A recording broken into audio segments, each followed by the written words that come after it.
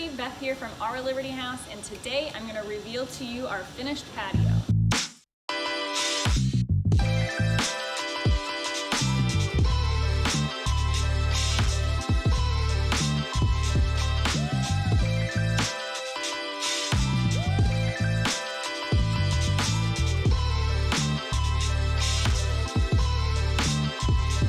This has been kind of a passion project for me. If you know anything about me personally, I love interior design, I love renovating, and I like DIY projects. So this entire little renovation was super fun for me, and I'm sure my husband Lucas had a great time with me bossing him around. So in this video, you're gonna see pretty much the entire reveal of it.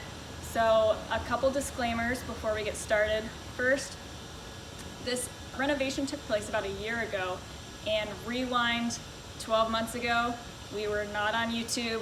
YouTube wasn't even on our radar, so a lot of our mini short clips were mostly for Instagram. So I did my best trying to mush those together with the YouTube format.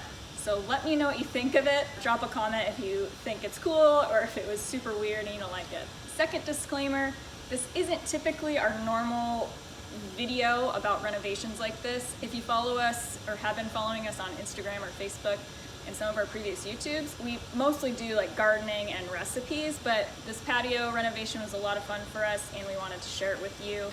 If you're interested in learning more about some of like the smaller bits of it, I broke it down into 5 parts, which is all on our website, and it's actually pretty detailed, I think. So check out that link below. I hope you enjoy this video. Let's go. So before I can reveal the finished patio, I have to show you where we started. When we purchased our home a little over a year ago, the back porch was one of the biggest selling features for me because I could really see the potential in it, but it overall needed a lot of work and some love. The half walls were covered in this faux brick, the floors were covered in garage epoxy flooring, the lights were cheap and outdated, and the entire house was painted this boring beige. And what I really wanted in my new design was to give this back patio its own personality and a place where it's just warm and welcoming for friends and family to come over and enjoy.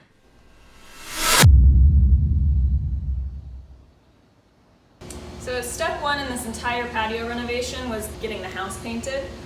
So the whole house we got painted last week and it's all white, but I wanted to do something a little bit different in the patio space. So I painted the entire back wall black as well as the ceiling.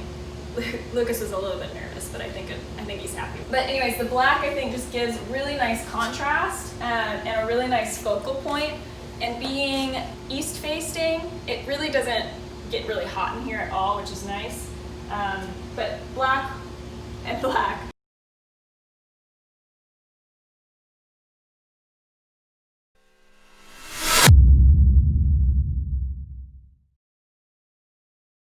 The one thing I really hated about the previous space was the epoxy flooring that was put down.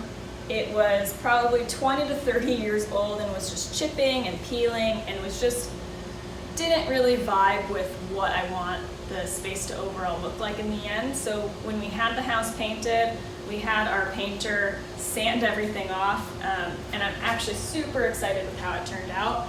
Because what I plan to do is, instead of painting or putting anything down, is just let the concrete show through, but do some stenciling. Okay, and I actually want to elaborate a little bit more about the stencil flooring, because in our original idea, we weren't going to do anything to these floors and we thought we would leave them like bare concrete, add a few stencils here and there, but after we removed the old epoxy flooring, the color of the concrete wasn't what I imagined would be concrete color. It was actually like a really, really pale, bright white kind of concrete. And I thought it was just a little bit too stark of a difference. So we actually added a stain to this floor prior to adding the stencils. So we stained the concrete, added the stencils, and then added a sealer to the top of it to help preserve that stencil a little bit. And I won't lie to you, I really, really am happy with how everything turned out. But one thing to note when doing white stencils on a high traffic area is they will show dirt, and it's actually really, really hard to get them off. So I do wish circling back to it, I would have done something like a light gray instead of a white for these stencils. But I'm still really happy with them. And lastly, I'm going to link all the products below that we used for the flooring itself. So that includes the stain color, sealant, the stencils themselves, and also if you check out our website, I have a bunch of tips on how to use a stencil and paint with a stencil. Worth checking out, especially if you've never used one before. It's a little different than just normal painting, so be sure to check that out.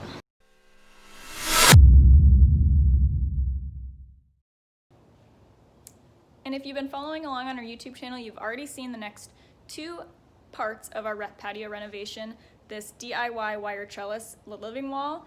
I go into really good detail with that, as well as Lucas talks about the building of the redwood half walls, transitioning that from that nasty brick into nice redwood siding. So be sure to check those out. I'm gonna link them, those videos, on whatever side they pop up on over here.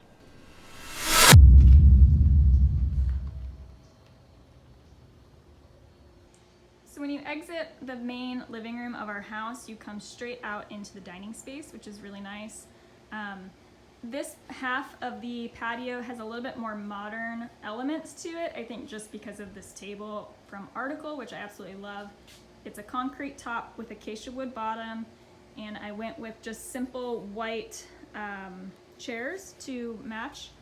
And then to tie in that bohemian element, which you'll see on the other side of the patio, I got this super cute light fixture I found on Etsy, which is from Morocco.